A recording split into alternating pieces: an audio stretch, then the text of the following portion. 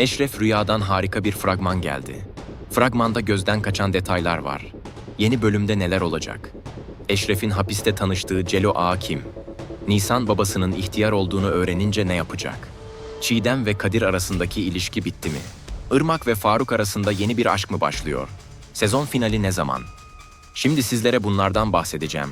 Videoya geçmeden Eşref ve Rüya artık kavuşsun diyenler videoyu beğensin ki sayımızı bilelim. Hadi videoma geçelim.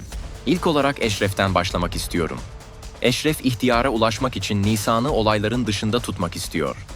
Ancak balıkçı Nisan olayların tam merkezinde diyerek buna başta izin vermedi.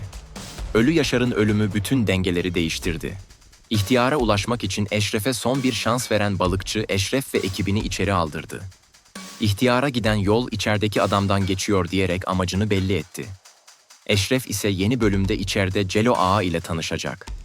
Usta oyuncu Ali Sürmeli gerçekten diziye çok yakışmış. Ancak aralarındaki düşmanlık daha ilk dakikalardan ortaya çıkacak. Yeni bölümde Celo Ağa gövde gösterisi yapıp Eşref'e elini öptürüp üstünlük kurmak isteyecek. En son bunu yapmak isteyen Nusret Ağa'ydı ve sonucunu hepimiz görmüştük.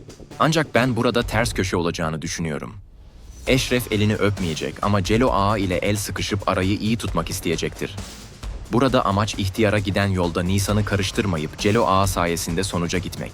Öte yandan yaşadığı olaylar karşısında büyük yıkım yaşayan Nisan ne yapacağını bilemez durumda.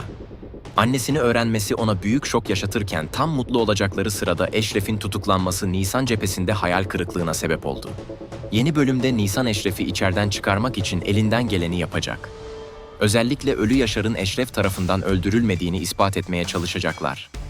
Bu biraz uzun sürse de hapishane sahneleri en fazla 2 ile 3 bölüm sürecek. Nisan Eşref'i ziyaret ettiği sırada küçüklük fotoğrafını göstererek rüya olduğunu söyleyecek. Gözyaşlarının sel olacağı bir bölüm bizleri bekliyor olacak. Eşref bunu bilmesine rağmen Nisan'ı korumak için inanmıyor gibi yapsa da yaşanacak olaylar ikisini de birbirine bağlayacak. Balıkçı Eşref ve ekibini içeriden çıkaracak. Sonuç olarak Ölü Yaşar'ı öldüren Eşref değil, balıkçı da bunu adı gibi biliyor. Ancak yapılan anlaşma gereği Eşref ihtiyarı ona getirmek zorunda. Yeni bölümde Celo Ağa ile olan sahneler dışarıda devam edecek. Eşref ihtiyara ulaşmak için her şeyi yapacak. Nisan ise şok üstüne şok yaşayacak. Babasının yaşadığını ve Eşref'in en büyük düşmanı olan ihtiyar olduğunu yeni bölümde öğrenecek.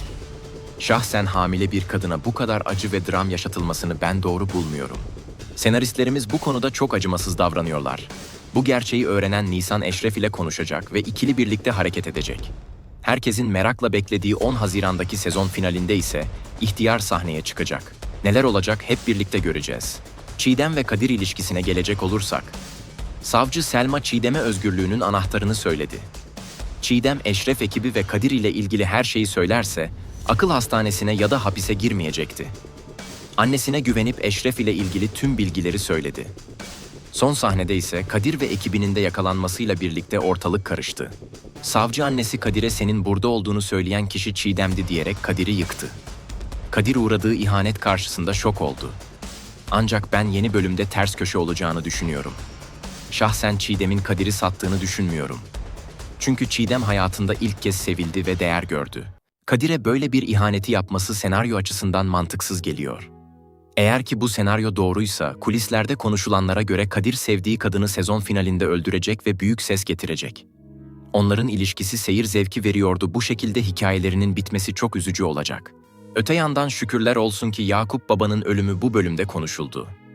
İşte bu da bize yeni bölümler için harika bir spoiler vermiş oldu. Yakup Baba'nın katilinin Kadir olduğu yeni bölümlerde ortaya çıkacak. Eşref ve Kadir arasında kıran kırana bir hesaplaşma olacak. Babası Hıdır ile yüzleşme yaşayacak olan Kadir'i kötü günler bekliyor. Neler olacak hep birlikte izleyip göreceğiz.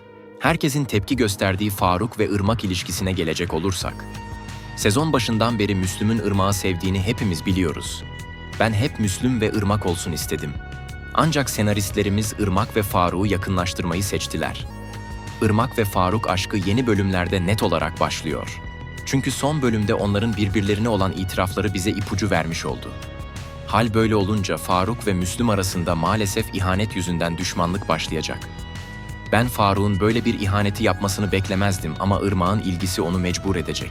Eşref Rüya ile ilgili gelişmelerden ilk benim haberim olsun diyorsanız abone olmayı unutmayın. Yeni videoda görüşürüz.